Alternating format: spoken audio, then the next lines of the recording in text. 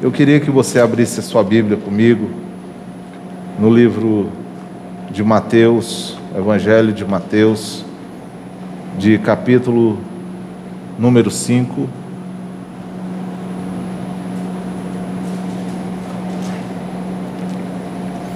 Mateus, capítulo de número 5.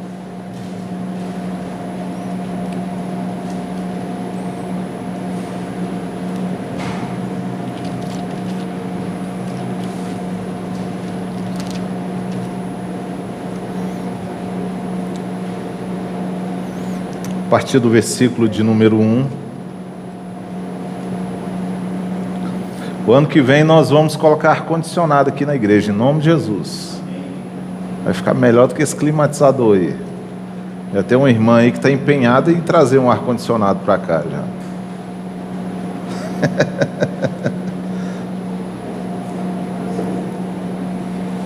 Amém? Todos encontraram? Mateus capítulo 5, a partir do verso 1, vai dizer assim: Vendo Jesus as multidões, subiu ao monte, e como se assentasse, aproximaram-se os seus discípulos. E ele passou a ensiná-los, dizendo: Bem-aventurados os humildes de espírito, porque deles é o reino dos céus. Bem-aventurados os que choram, porque serão consolados. Bem-aventurados os mansos, porque herdarão a terra. Bem-aventurados que têm fome e sede de justiça, porque serão fartos. Bem-aventurados os misericordiosos, porque alcançarão misericórdia. Bem-aventurados os limpos de coração, porque verão a Deus. Bem-aventurados os pacificadores, porque serão chamados filhos de Deus. Bem-aventurados perseguidos por causa da justiça, porque deles é o reino dos céus. Bem-aventurados sois quando por minha causa vos injuriarem e vos perseguirem, e mentindo disserem todo mal contra vós. Regozijai-vos e exultai, porque é grande o vosso galardão nos céus, pois assim perseguiram os profetas que vieram antes de vós. Amém? Até aí, vamos orar. Senhor, nós queremos agradecer a Ti, Pai, pela Tua palavra. Obrigado porque tudo que nós fizemos aqui, ao cantar, ao orarmos, Deus, não teria nenhum sentido se a Tua palavra não fosse exposta aos nossos corações. Obrigado porque é a Tua palavra que nos alimenta. Ela é alimento para a nossa alma. Ela é alimento que nos traz esperança. Ela é alimento, Pai, que nos faz dia por dia crer no Senhor e olhar para o Senhor como o único Salvador das nossas vidas.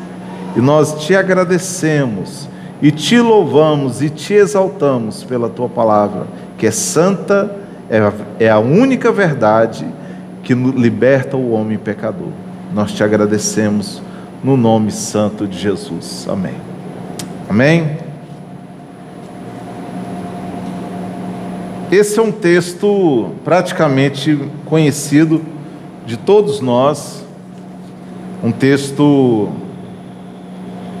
aonde Jesus sobe a um lugar, um monte.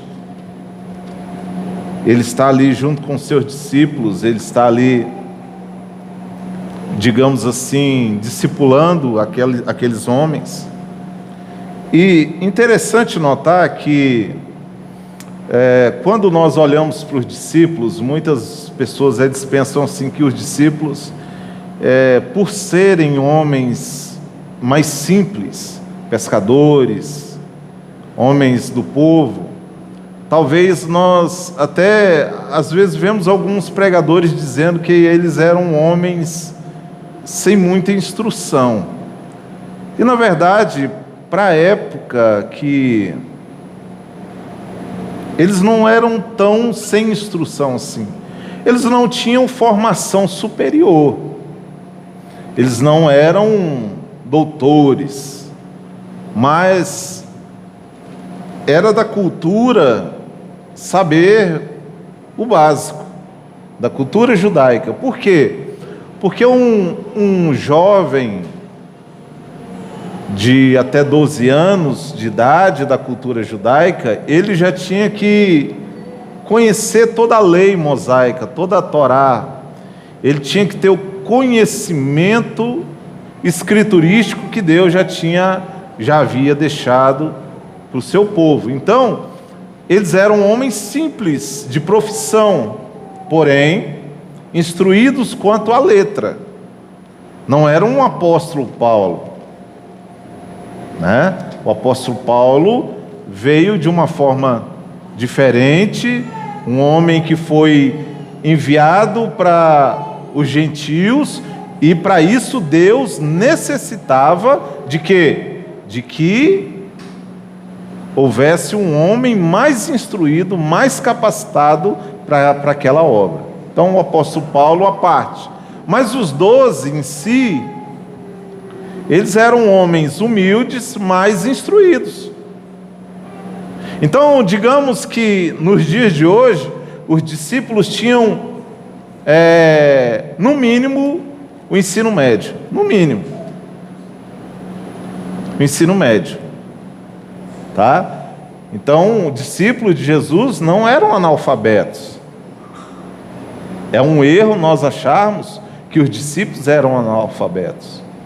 Eles conheciam a lei, eles eram homens instruídos na lei, eles eram homens que conheciam a lei, e agora eles estão andando com Jesus, que está trazendo uma nova interpretação da lei para eles. Interessante notar que nesse capítulo 5, Jesus está fazendo a interpretação correta da lei. Versículo 5, do capítulo 5 ao capítulo 7, onde Jesus trabalha o famoso chamado Sermão do Monte, Jesus está trazendo uma interpretação correta da lei. Por quê? Porque os fariseus naquela época, eles tinham, eu vou usar uma expressão minha, viu? Carnificado, tinham humanizado a lei. Então eles interpretavam e trouxeram uma interpretação para o povo, aonde subjugavam o povo e eles mesmos não cumpriam aquilo que eles falavam. Ou seja, os fariseus colocavam fardos pesados para o povo, na forma da lei, mas eles mesmos não andavam segundo a lei que eles colocavam para o povo. Então Jesus aqui, ele vai trazer agora a revelação correta da lei, a revelação correta para que os discípulos possam andar agora debaixo de uma nova lei, de uma nova aliança que Deus, através de Cristo, estava fazendo com o seu povo. Então, se agora está vindo o reino de Deus está se manifestando, também se manifesta através do reino de Deus as suas leis e as suas regras. Amém? Então se manifesta o reino de Deus, e com esse reino, dentro deste reino existe o quê? Existem regras, existem leis. O cristão não vive de qualquer jeito. Não ache, meu irmão, que você vai ser salvo de qualquer jeito. A salvação é algo muito sério. A vida espiritual é algo muito sério. Hoje nós vivemos num tempo que as pessoas levam a vida espiritual a Deus dará, de qualquer forma, levam com a barriga. E nós nos esquecemos que o Evangelho é algo muito sério, que as leis de Deus para nós é algo muito sério. Porque nós pensamos assim, ainda mais hoje. Deus, Jesus é amor e graça. Sim, concordo com você que Jesus é amor e Jesus é graça. Só que esse Jesus que é amor e graça é o mesmo Jesus que vai julgar a humanidade, e lá em Apocalipse vai dizer que ele, o Jesus de amor e graça, vai ser ele que vai sentenciar e vai mandar o pecador, vai mandar aquele que não estiver inscrito no livro da vida ao inferno. Esse Jesus que se manifesta em amor e graça é o mesmo Jesus que vai julgar o homem. E, irmãos, às vezes as pessoas falam assim: pastor, né? Não sei se você já ouviu isso. Quando você vai discipular alguém, ou quando você vai trazer um ensinamento para alguém, a pessoa pensa assim: mas está me julgando. Não, eu não estou julgando, eu estou trazendo o ensinamento correto das Escrituras para você entender. Por quê? Porque haverá um julgamento futuro, e nesse julgamento futuro, quem vai ser o juiz, ele não vai aceitar a sua argumentação. Deus não vai aceitar as nossas argumentações. Diante dele, diante do trono branco, diante da história que ele vai te mostrar da sua vida, não haverá argumentação. Tanto que Jesus vai dizer assim: olha, com as tuas palavras pelas tuas palavras você será justificado, e pelas tuas palavras você será condenado. Então, esse reino é para quem? Para quem é esse reino? E o título da mensagem de hoje é: existe um reino para nós, existe um reino para o povo de Deus, amém?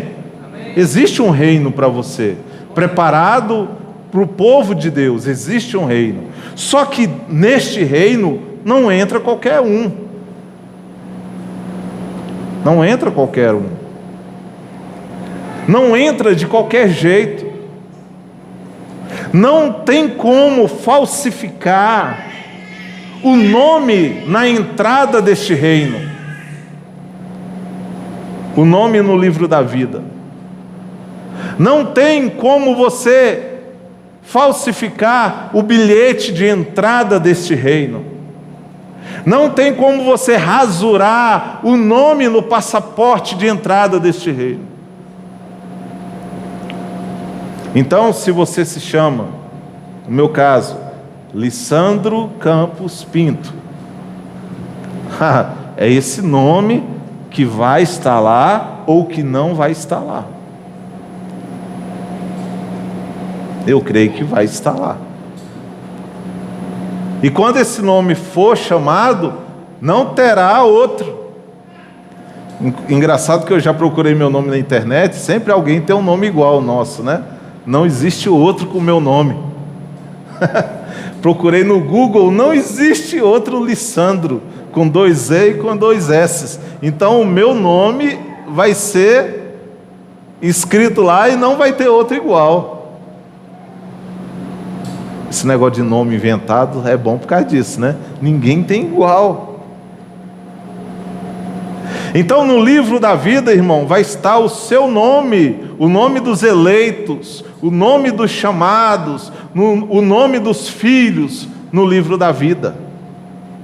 Para quê? Para que quando você chegar lá e o Senhor chamar pelo seu nome, Ele vai dizer assim: vinde, bendito dos meu Pai, entrai para o reino que está preparado para vocês, desde a fundação, antes da fundação do mundo. Então há um reino, existe um reino preparado para nós, e neste reino, irmãos, para entrar neste reino, quando nós nos achegamos a este reino, porque nós não estamos vivendo a plenitude do reino de Deus, mas o reino de Deus já se manifestou a nós, através de Cristo Jesus e através do Evangelho. Amém? Nós não vivemos a plenitude, porque nós ainda estamos nesse corpo mortal, nessa carne mortal. Estamos, Martinho Lutero vai dizer que nós estamos aprisionados, que o corpo é uma prisão da alma. Olha só, Lutero ele queria tanto ir para a glória, e ele ansiava tanto ir para Deus, que ele falava que a carne é uma prisão da alma, que quando Deus se manifesta e quando Ele nos leva, nós somos libertos dessa prisão que é a carne. Então, enquanto nós estivermos aqui, nós temos uma limitação quanto à plenitude desse reino, porque Paulo mesmo vai dizer aos Coríntios, ele vai dizer assim, nem olhos viram, nem ouvidos ouviram, nem jamais penetrou na mente, no coração humano, aquilo que Deus tem preparado para aqueles que o amam. Então Deus tem algo preparado para nós, que nós não temos condição, por mais imaginação fértil que você tenha, de imaginar, de compreender aquilo que Deus tem preparado para você no reino celestial. Amém? E quando Paulo fala que nem olhos viram, nem ouvidos ouviram, ele não está falando de coisas, irmãos, terrenas, porque a teologia da prosperidade pegou isso, e aí os caras pregam assim, olha, tá vendo, você é filho de Deus, você não pode sofrer, você não sei o que, porque nem olhos viram, nem ouvidos ouviram, aqui nem chegou no coração o que Deus tem preparado para você, então Deus tem preparado para você o melhor nessa terra. Mentira, mentira, mentira, e as pessoas acreditam nessas mentiras, uma interpretação errônea das Escrituras.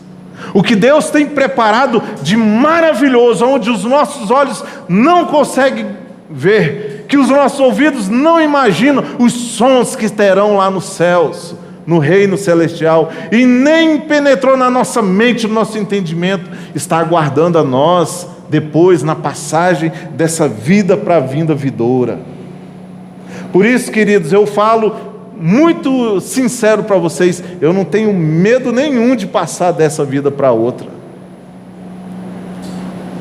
nenhum resquício de medo de passar dessa vida para outra. Por quê? Porque eu sei que lá algo tão maravilhoso me aguarda, que eu não tenho noção de entender. Voltando para o texto, Jesus começa então a ensinar os seus discípulos e mostrar a constituição do novo reino é do capítulo 5 até o final do capítulo 7.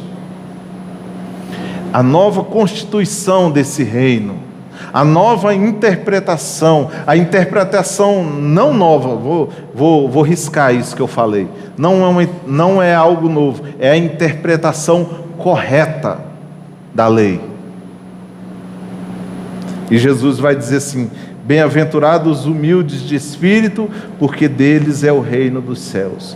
Bem-aventurados que choram, porque serão consolados. Bem-aventurados os mansos, porque herdarão a terra. Bem-aventurados que têm fome de justiça, porque serão fartos. Bem-aventurados que têm fome e sede de justiça, porque serão fartos. Bem-aventurados os misericordiosos, porque alcançarão misericórdia. Bem-aventurados os limpos de coração, porque verão a Deus. Bem-aventurados os pacificadores, porque serão chamados filhos de Deus. Bem-aventurados os perseguidos por causa da justiça, porque deles é o reino dos céus. Bem-aventurados sois vós, quando por minha causa vos injuriarem e vos perseguirem, e mentindo disserem todo mal contra vós. Regozijai-vos, exultai, porque é grande o vosso galardão nos céus, pois assim perseguiram os profetas antes de vós.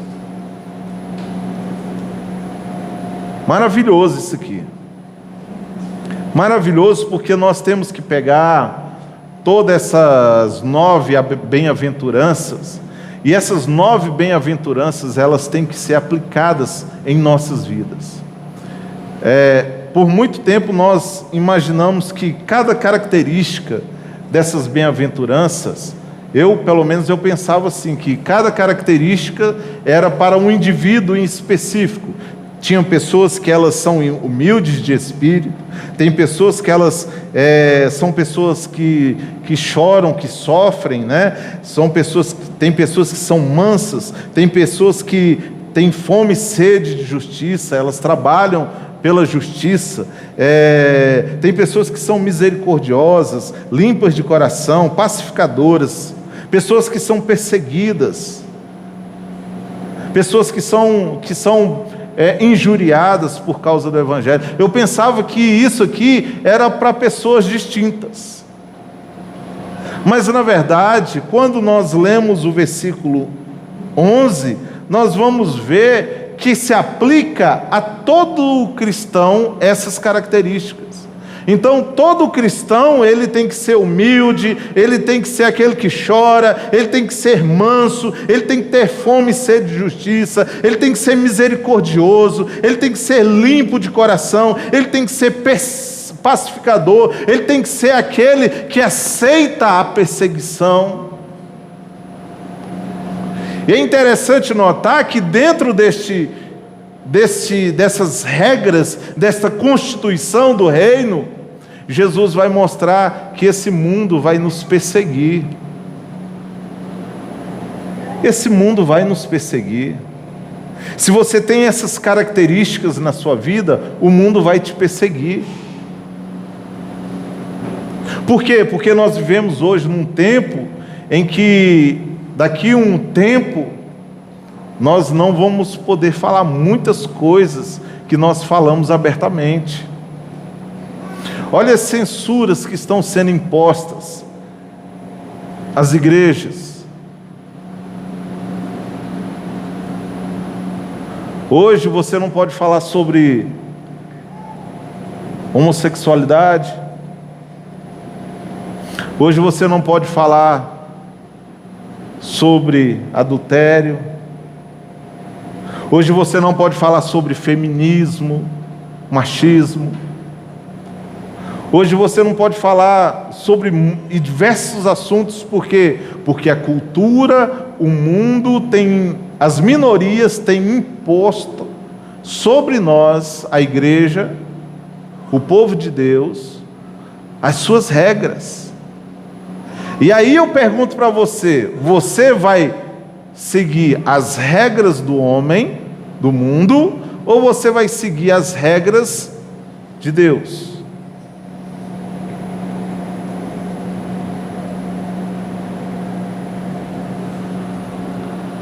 Você vai se moldar aos padrões do mundo, ou você vai se moldar aos padrões que Deus e a sua palavra requer de você? Você vai abrir mão das coisas deste mundo para agradar a Deus, ou você vai abrir mão das coisas de Deus para agradar esse mundo? Porque é isso que está acontecendo hoje. Eu estava vendo uma reportagem alguns dias atrás, eu até comentei com o pastor Antônio lá na Central, conversando com ele,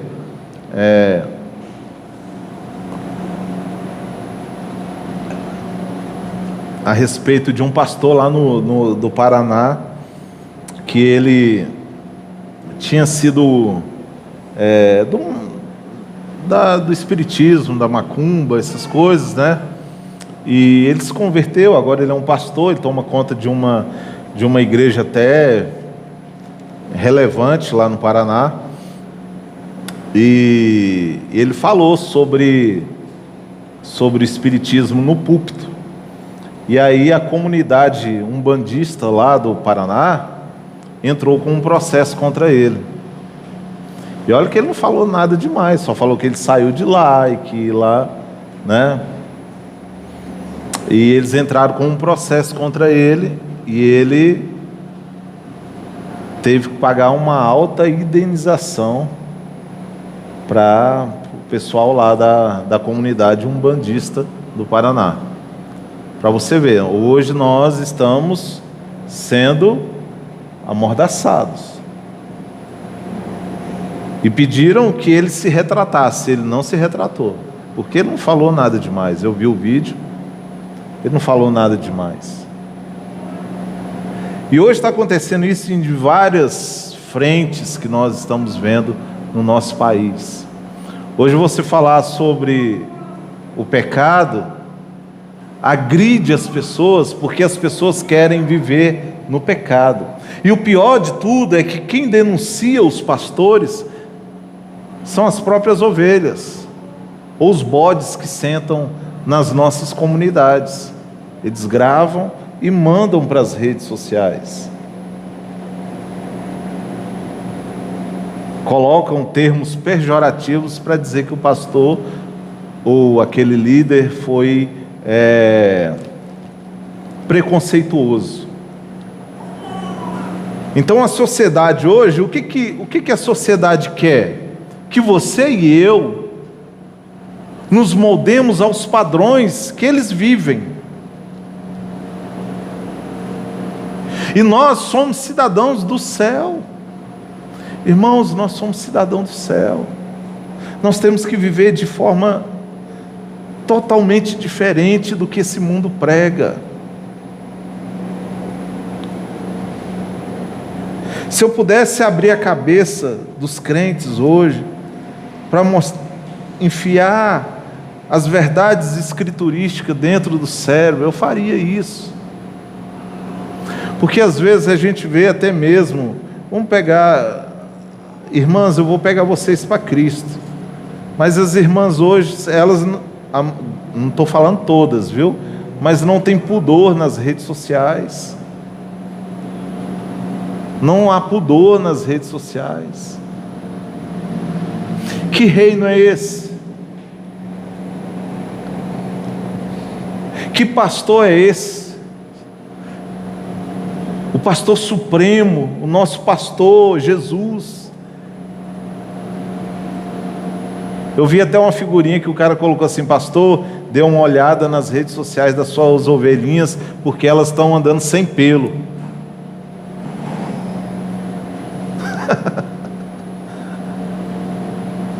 Está andando sem pelo. Eu estava conversando com a minha esposa esses dias, eu falei: amor, é interessante, na nossa época, há anos atrás, aí, na década de 80, 90, as mulheres, elas primavam em andar bem vestidas. Irmãos, uma mulher bem vestida é muito elegante. Uma mulher de vestidão, aquele cabelo bem escovado, aquele salto, né? Aí hoje não, hoje, qual é a primícia hoje? Quanto mais depravado, melhor. Os homens hoje nem querem casar mais, porque eles não têm mais novidade para ver. Não é verdade? Não tem mais novidade, as moças já andam sem roupa, para que eu vou casar? Não tem novidade nenhuma. Chega na lua de mel, já conhece a menina de trás para frente, de cós salteado. E isso, queridos, entrou no nosso meio chamado evangélico, no nosso meio cristão. É como a salvação, nós achamos que nós vamos ser salvos de qualquer jeito, porque no final das contas Jesus é bonzinho, né? Jesus é bom mesmo, então lá no final Ele vai salvar todo mundo, Ele não vai mandar ninguém para o inferno. Olha que ilusão. Aí nós vamos contra as Escrituras que diz que existe um inferno. O próprio Jesus falou mais de inferno do que de céu. O próprio Jesus mostrou a necessidade de andar dentro dos padrões, dos ensinamentos deste reino, porque para entrar nesse reino existe regras, existe um padrão de crente, existe um padrão de vida do cristão. E aqui, nesse comecinho de Mateus capítulo 5, nós vemos o padrão do crente. Você tem que ter todas as 9 características da bem-aventurança. Você tem que ser um crente humilde, você tem que ser um crente que chora, que clama, você tem que ser um crente manso. Você tem que ser um crente que luta pela justiça. Você tem que ser um crente misericordioso. Você tem que ser um crente limpo de coração. Você tem que ser um crente pacificador. E pacificador, irmão, não é passar pano para todo mundo, não. Já viu a turminha do não julgueis? Capítulo 7, versículo 1, não julgueis para que não sejam julgados. Passa pano. Tem gente que quer passar pano, achando que passando pano vai entrar no céu, passando pano. Não vamos entrar no céu de qualquer jeito.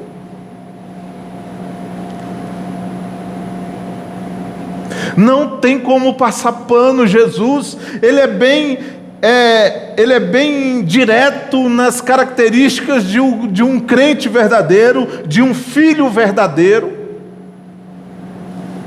Então esse filho verdadeiro, ele é pacificador, mas ele não concorda com tudo, porque ser pacificador não é concordar com tudo. Semana passada mesmo eu disse o quê? Que as pessoas às vezes falam assim, o pastor Sandro é muito polêmico, não é? O pastor Sandro às vezes é muito duro. Sabe por quê, irmão? Porque o julgamento do Senhor será muito mais duro contra a sua vida.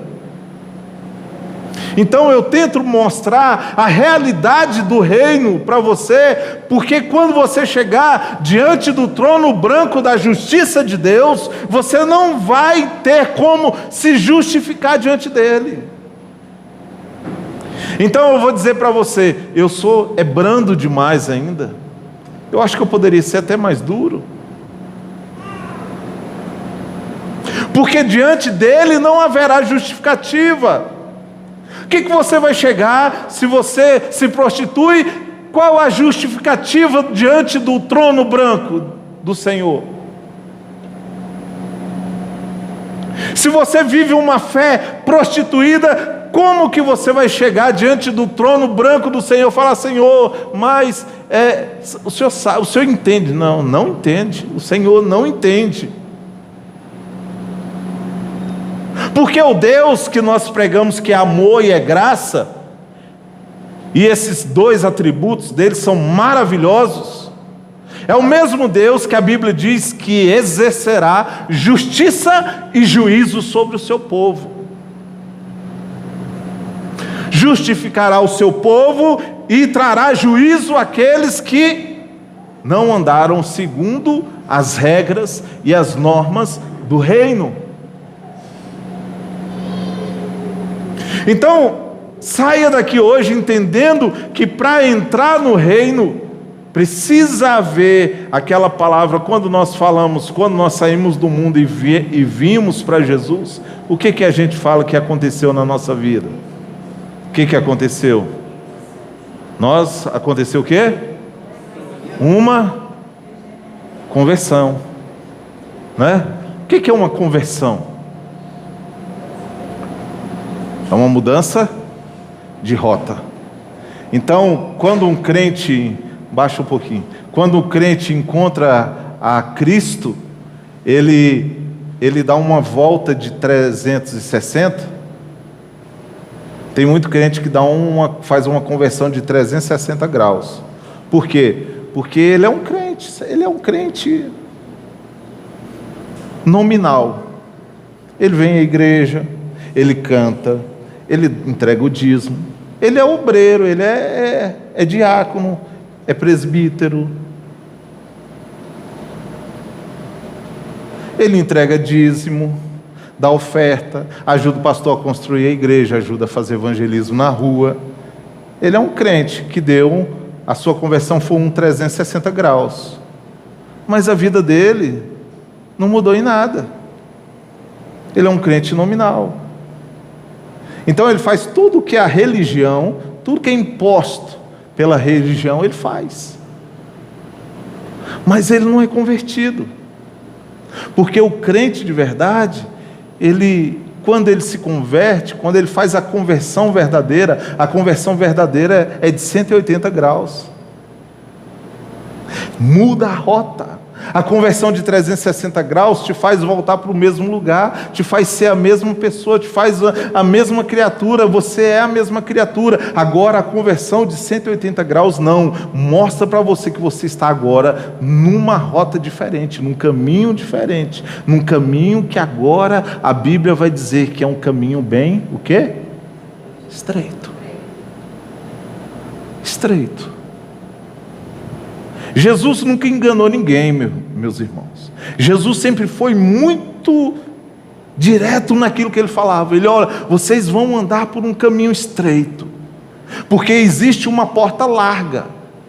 E eu vou dizer para vocês que essa porta larga hoje está dentro das nossas igrejas, dentro das nossas comunidades. Os pastores hoje não falam mais sobre inferno, porque falar sobre inferno não emociona ninguém. Falar sobre inferno não faz ninguém chorar. Os pastores hoje não falam sobre pecado, sabe por quê? Porque confronta você. Confronta e faz você refletir como você está vivendo a sua vida. Então não dá ibope. Se a minha pregação fosse a pregação do amor, ela daria ibope. Eu teria 500 mil seguidores nas redes sociais, teria 1 milhão, 2, 3 milhões de visualizações nos meus vídeos. Mas o evangelho verdadeiro é o evangelho que Jeremias pregava. Que Deus fala para ele, ó Jeremias, você vai pregar, mas esse povo não vai se converter. Mas você vai pregar, mas esse povo não vai te ouvir. O evangelho verdadeiro é o evangelho de Jesus Cristo, que quando Jesus começa a pregar, o povo, casca fora, porque o povo fala assim, duro é esse discurso. Capítulo 16 de João. Eles haviam comido pão, comido peixe ali no deserto. Aonde Jesus ia, eles estavam indo, porque eles sabiam que Jesus ia dar o pão, ia dar o peixe para eles comerem. Enquanto havia pão e peixe, eles estavam contentes. Mas na hora que Jesus falou assim, agora a coisa vai ficar feia para o lado de vocês, porque quem quiser seguir a mim, tem que negar si mesmo, tomar sua cruz. Agora eu quero ver quem é quem, porque agora eu digo para vocês que se você não comer a minha carne, vocês comeram o pão, vocês comeram o peixe, bom, né? Mas agora vocês têm que comer a minha carne e beber o meu sangue, porque se vocês não comerem a minha carne e não beberem o meu sangue, vocês não têm parte comigo.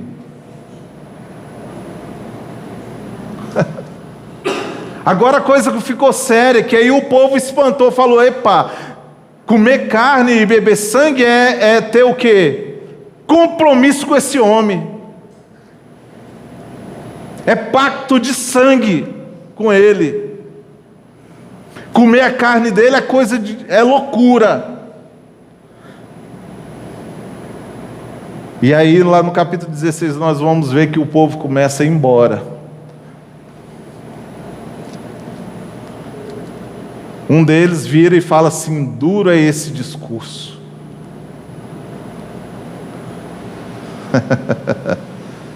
É o Jesus de amor. O Jesus de amor falou isso. O Jesus de amor falou assim, aquele que não amar mais a mim do que o pai, do que a mãe, do que o marido, do que os filhos. Não é digno de andar comigo.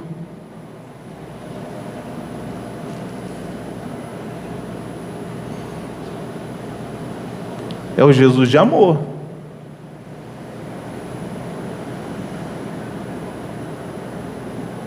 Aí o povo fala, duro é esse discurso. Começa todo mundo a ir embora. Talvez se eu estivesse falando aqui outras coisas, essas cadeiras aqui, esse lugar já não cabia mais de gente. Verdade ou não? Meu irmão, é a realidade do evangelho que nós vivemos nos dias de hoje. Porque grande parte eu quase caí nessa besteira, dos líderes evangélicos do nosso país tem trabalhado e tem feito faculdade de psicologia. Você já parou para imaginar isso? Porque a psicologia, ela ensina coisas muito boas. Eu não sou contra psicólogo, viu, irmãos? Se você tiver com problema e precisar de um psicólogo, vai lá, conversa com ele, com ela, que seja um bom psicólogo, de preferência um cristão. Mas por que alguns líderes evangélicos, eles fazem o curso de psicologia? A intenção primária disso é manipulação dos fiéis. Manipulação das pessoas. Segundo, é fazer com que essas pessoas fiquem reféns deles. Eu falei aqui sobre Moisés e Arão. Arão, de certa forma, era refém de Moisés, mas não porque Moisés queria isso, porque Arão era descomprometido com Deus. Aí o que acontece? Eles pegam e aí começam a manipular as pessoas, falar aquilo que as pessoas querem ouvir. Foi isso que Arão fez. Moisés morreu, 40 dias longe, morreu. E agora, Arão? Aí o Arão fala o quê? Eu vou fazer o que esse povo quer. Povo grande, eles vão acabar ficando contra mim, então vou fazer o que eles querem. Irmão, nunca espere de mim fazer aquilo que você quer. Nunca espere de mim pregar aquilo que você quer que eu pregue. Não espere eu falar de um Jesus que a Bíblia não mostra. Porque o Jesus que eu conheço, ele é um Jesus de amor e misericórdia. Mas também ele é um Jesus que vai punir e vai mandar muitos para o inferno. Ele é um Jesus que não tem compromisso com o crente que não tem compromisso. Ele é um Jesus que não tem compromisso com aquele que não negou a si mesmo para andar com ele. Ele não é um Jesus que admite que quem anda com ele não coma da sua carne e não beba do seu sangue. Ele é um Jesus que ele quer lavar os seus pés e mostrar para você que ele é um Deus que tira a sujeira do pecado do homem. Ele é um Jesus que tem um reino maravilhoso e que quer mostrar para nós que nós temos que andar segundo as regras desse reino. Ele é um Jesus que ele mostra para nós que no mundo nós temos aflições, mas que nós temos que ter bom ânimo, porque nós não somos desse mundo, nós somos peregrinos aqui. Você, irmão, você é peregrino, você está de passagem aqui, você não pertence a esse mundo. Você ainda não entendeu isso, que você não é deste mundo. Quem é deste mundo, ama este mundo, se agrada deste mundo, é apegado às coisas deste mundo. Quem não é deste mundo é apegado às coisas de Deus, às coisas celestiais.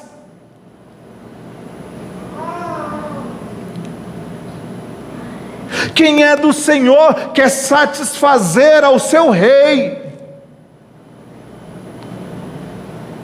Por isso que Jesus, aqui no Sermão do Monte, ele vai mostrar, nós não podemos servir a dois senhores. Ele fala num contexto ali financeiro, num contexto de Mamon, que era um Deus da prosperidade. Mas existem hoje, no mundo de hoje, na era de hoje, muitos deuses habitando os corações das pessoas. E infelizmente, queridos, o coração dos crentes dentro das igrejas, que não é o reino de Deus, que não é a vontade de Deus. E eu pergunto para você, você vai querer viver assim, ou você vai querer viver segundo as regras do reino? Viver as regras do reino não é fácil, não é. Porque vai chegar um tempo que nós seremos perseguidos. Já está começando. A coisa vai afunilar. E aí? Um tempo atrás eu fui em Goiânia com o pastor Ralph.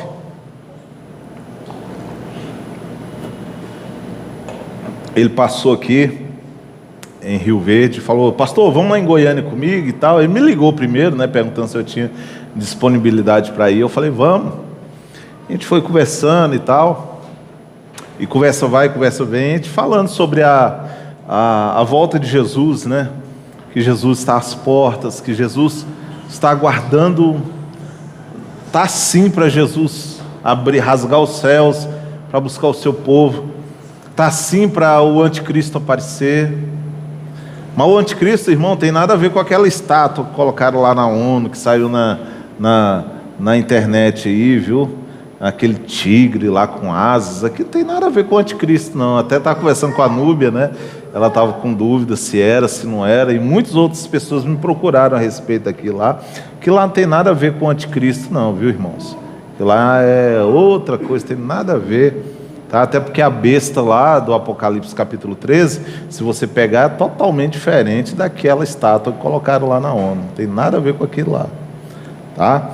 Então nós viemos conversando de Goiânia para cá a respeito da volta de Jesus e do aparecimento do anticristo. E o anticristo está para aparecer. E ele me contando que tem um amigo dele que mora em Brasília, e esse amigo dele comprou uma chácara. E nessa chácara, ele está aparelhando toda a chácara, colocou animais lá, galinha, porco. A chácara ela vai se autossustentar. Por quê? Porque quando o anticristo aparecer, ele diz que vai pegar a igreja dele, o pessoal que congrega com ele, vai levar para essa chácara. Porque a perseguição vai ser ferrenha, irmãos. Vai ser ferrenha. Você que acha que a igreja não vai passar pela tribulação, esquece aí, porque a igreja vai passar. As escrituras mostram claramente para nós que a igreja passa pela tribulação. Pastor, é bom que a igreja saiba que Jesus não é ruim, mas também ele não é bom, ele é justo. Ele é justo. Muitos pensam que Jesus é bonzinho e fica naquela, depois vão pagar caro. Ele é bom, só que assim, ele vai exercer a justiça dele. Ele não vai passar pano para ninguém. Ele vai exercer a justiça dele. Então, aí ele contando que esse irmão comprou essa chácara e está aparelhando toda ela para quando o anticristo aparecer, ele levar o povo para lá, as pessoas que ele conhece para lá. Nós sabemos que será em vão, porque o anticristo vai perseguir a igreja aqui na terra, vai perseguir o povo de Deus aqui na terra. Deus é que vai nos dar o escape, mas o anticristo vai nos perseguir, e ele vai, e dentro disso que nós conversamos, eu pergunto para você, meu irmão, você vai conseguir deixar tudo para trás?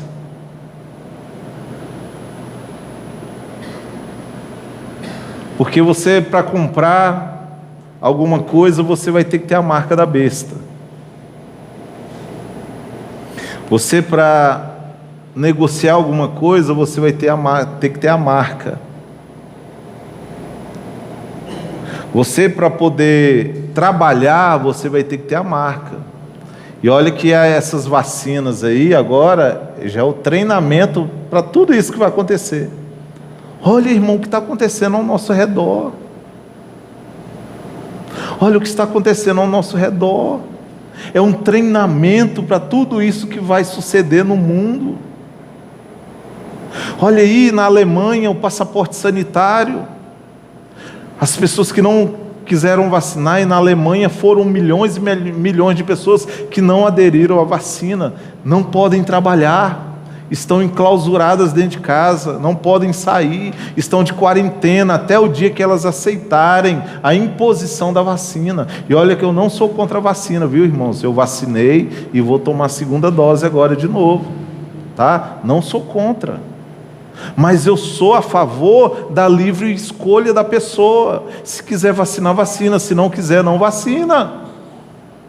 Mas não, está sendo imposto. Por quê? Porque é um treinamento para tudo aquilo que está para suceder. E eu pergunto para vocês: vocês vão dar conta? Vocês vão conseguir beber, comer a carne e beber o sangue de Jesus?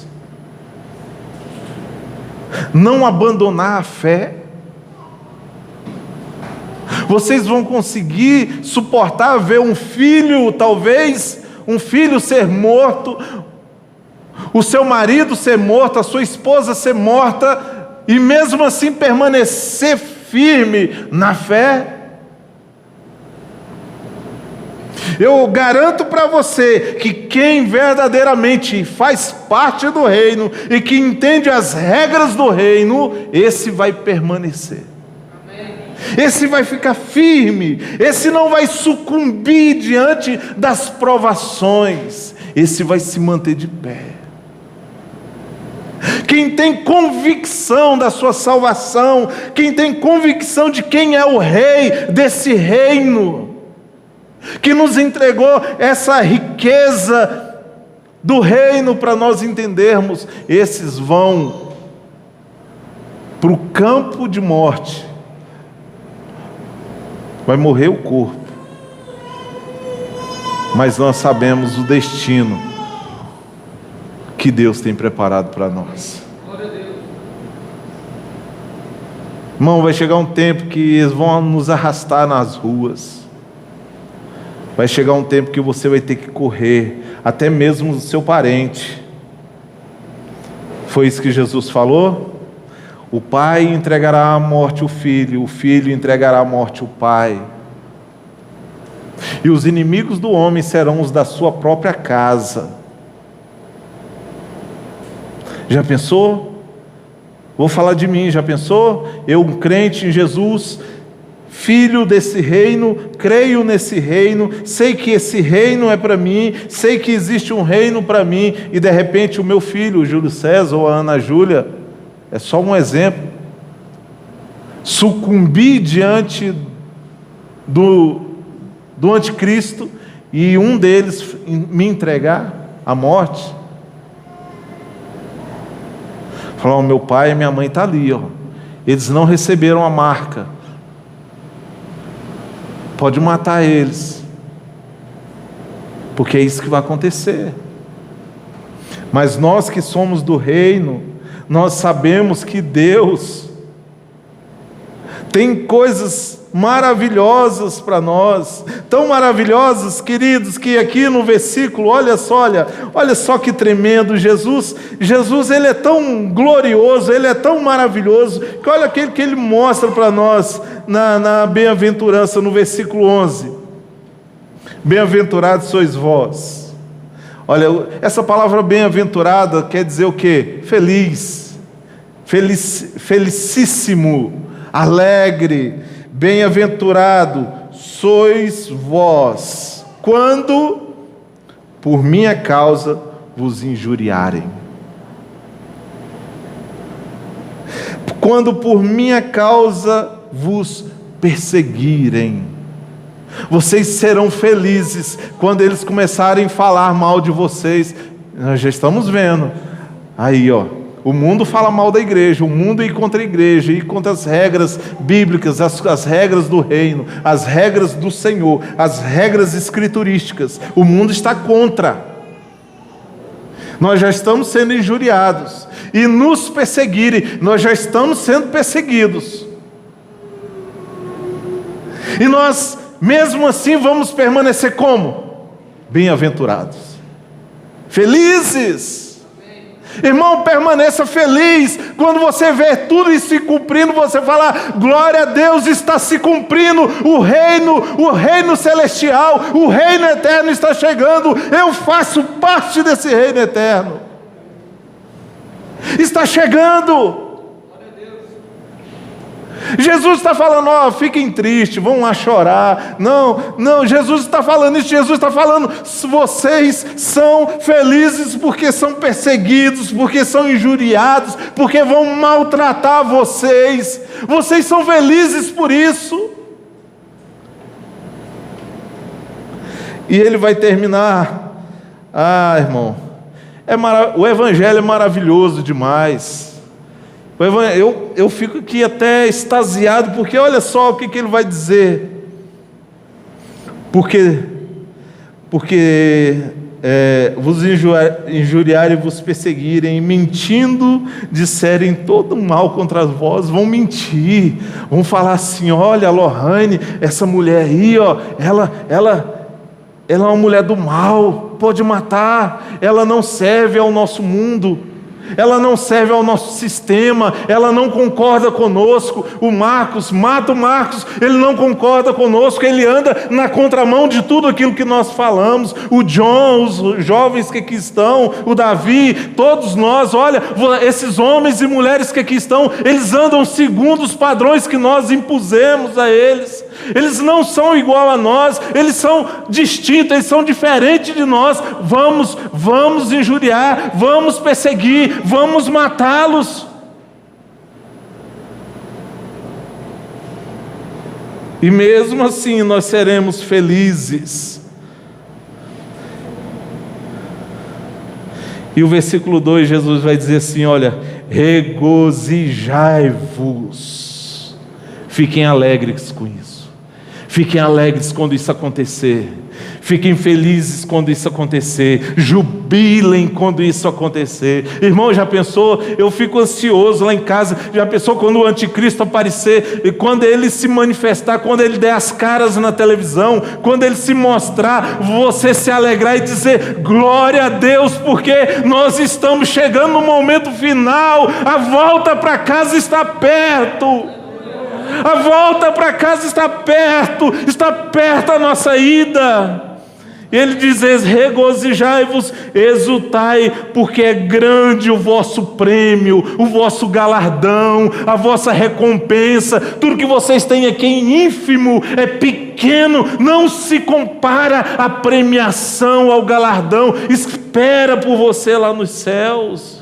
Grande é o vosso galardão nos céus, pois assim perseguiram os profetas que viveram antes de vocês. Amém. Perseguiram todos os profetas. Jeremias chegava na cara dos reis e falava assim: ó, se converta, povo maligno, povo duro de coração. A pregação de Jeremias era essa. A pregação de Jeremias era condenatória. Jeremias só condenava o povo: ó, vocês são um povo de dura cerviz, vocês têm um coração duro, vocês não servem a Deus, vocês são contra o Senhor. Pegaram Jeremias e mataram Jeremias. Isaías a mesma coisa, mesmo sendo um profeta messiânico, Jeremias apontava o pecado do povo. Sabe o que fizeram com Isaías? Cerraram ele no meio. É isso que fazem com verdadeiros profetas do Senhor, verdadeiros homens de Deus. Olha o Jesus que pregou o amor, né? Como muitos falam: Jesus é amor. Pregou o amor, colocamos ele numa cruz, penduramos ele numa cruz.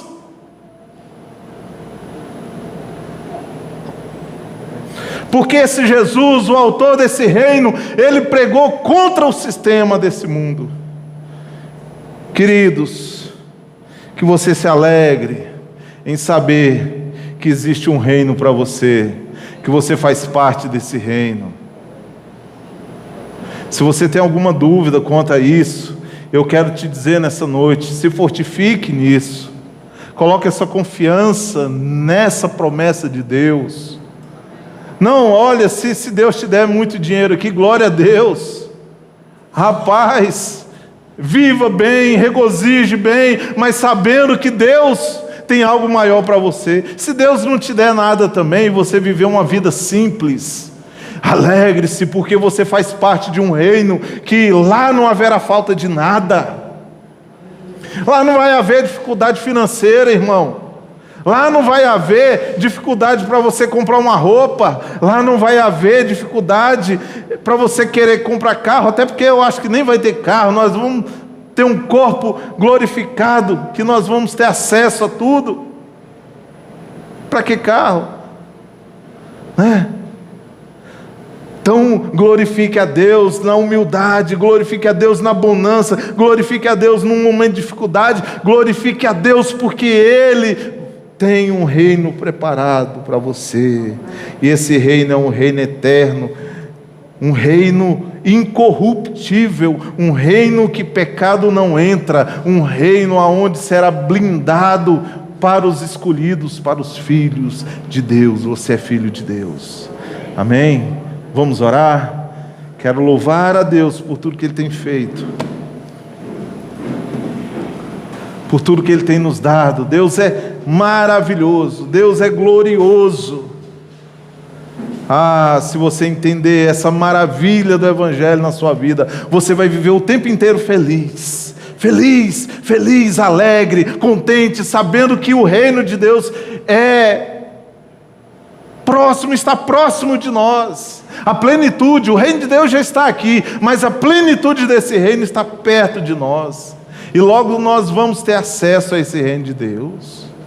Nós logo teremos acesso à plenitude desse reino. Irmão, dá para imaginar, eu acho que nem um filme de Spielberg, nem um filme de Hollywood, nada pode transcender ou colocar na nossa mente quão maravilhoso será esse reino para nós. Grande é o nosso galardão lá nesse reino.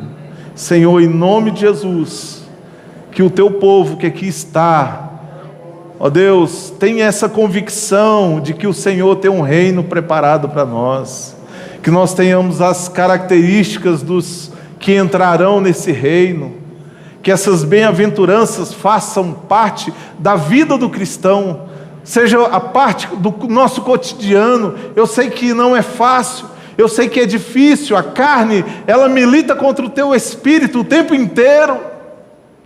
A carne milita contra o Espírito Santo o tempo inteiro, ela faz guerra contra ti o tempo inteiro, mas Senhor, nos capacita, nos dê força, para que nós possamos, ó Deus, resistir no dia mau, resistir na hora má, e quando se manifestar o filho da desobediência, Deus, que a tua igreja esteja firme nas promessas do Senhor, como diz aquele hino, firme nas promessas do Senhor. Nós estaremos firmes na tua promessa, mesmo que entrem em nossas casas, mesmo que arrastem os nossos filhos, mesmo que nós soframos perigo de morte.